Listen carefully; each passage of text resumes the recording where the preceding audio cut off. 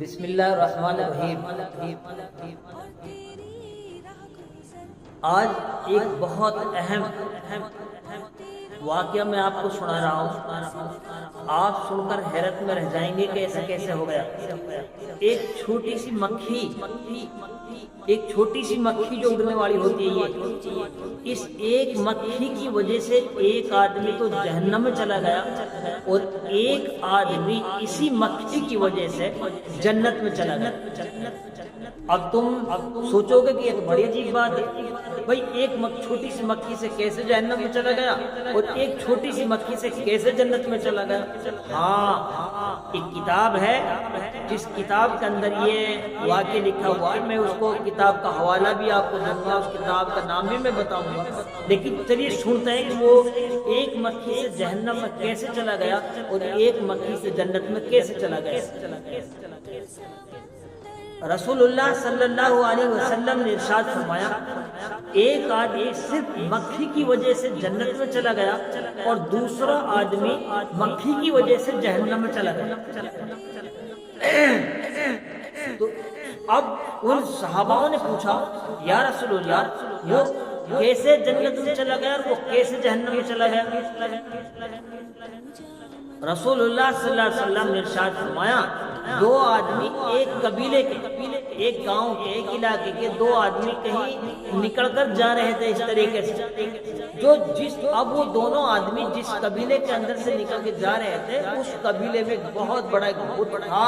اس بت کے سامنے سے جو گزرتا وہ بغیر کچھ چڑھائے ہوئے وہاں سے نہیں گزرتا۔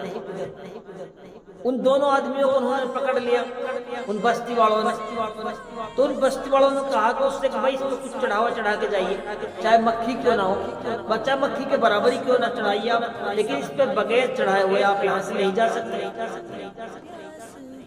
اب ایک آدمی نے تو وہیں سے مکھی پکڑی اور اس مکھی کو اس چڑھاوے پہ چڑھا، بت پہ چڑھا دیا۔ یہ آدمی اس مکھی کے چڑھاوے کی بنا پر ہی جہنم چلا۔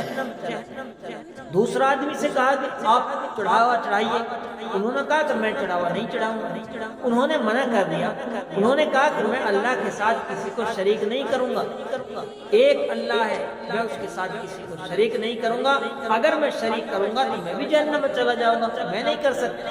تو گاؤں والوں نے اس آدمی کو پکڑ کر اس کو قتل کر دیا۔ اس قتل کرنے کی بنا پر وہ آدمی جنت میں چلا گیا اور اس مکھی کے چڑھانے کی وجہ سے وہ آدمی جہنم میں چلا گیا۔ تو آپ سمجھیے کہ اب آپ کو اس واقعے میں غور کرنا ہے، جو چڑھاوا چڑھا رہے ہیں، جو کسی کے نام پر وہ مرادیں مانگ رہے ہیں، جو مزاروں پہ جا کے مرادیں مانگ رہے ہیں، جو مزاروں پہ جا کے کپڑا چڑھا رہے ہیں، یہ ساری باتیں اس واقعے سے سمجھ میں آ جائیں گی اور بالکل صاف ستھری بات سمجھ میں آئے گی۔ اب تم کہو گے کہ یہ بات کہاں لکھی ہوئی ہے؟ ہاں، یہ بات لکھی ہوئی ہے شعب الایمان، بیہقی کتاب ہے، اس کے اندر یہ واقعہ پورا لکھا ہوا ہے۔ اس کا صفحہ نمبر کیا ہے، یعنی کون سی حدیث ہے، کتنے پہ ہے، تو یہ ساری چیزیں، لیکن آپ کو شعب الایمان بیہقی کتاب ہے وہاں جانا ہے اور اس کتاب میں 7093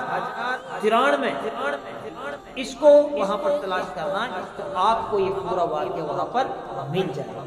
اس لیے اللہ تعالیٰ آپ کو اور مجھے، ہم سب کو عمل کرنے کا توفیق نصیب فرمائے۔